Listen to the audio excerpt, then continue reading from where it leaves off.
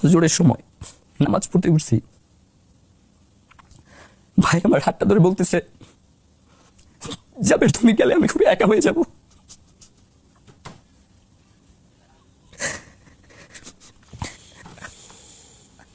আমি আর গেলাম না, আমি থাইকে গেলাম, আমার কেরিয়ার সামনে করা যাবে, সমস্যা নেই।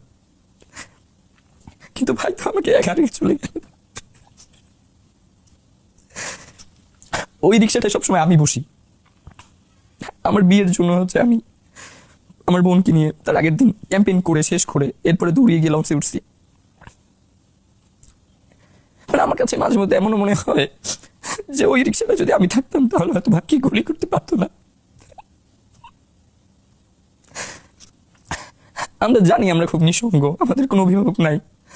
আমরা এই জন্য আমাদের অভিভাবক আল্লাহকে মেনে নিচ্ছি যে আমাদের একমাত্র অভিভাবক এখন আল্লাহ।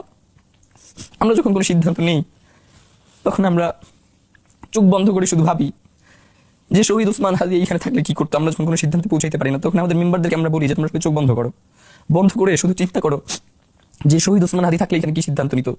আমাদের মনোজগৎটা এতটাই আর কি কাছাকাছি যে আমরা যে 10 জন থাকি এর মধ্যে 9 জন একই সিদ্ধান্ত দিই আমরা যে এইটাই করতো।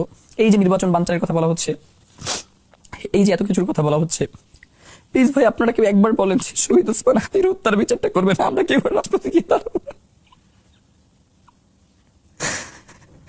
যে মানুষটা আমাদেরকে খাওয়াইয়া দিতেন, মাথার বালিশটা নিচে ফ্লোরে ঘুমিয়ে মাথার বালিশটা মাথার নিচে দিয়ে দিতেন, এই মানুষটার বিচার হবে না, এইটা কি আমরা কোনোভাবে মানতে পারি বলেন ভাই?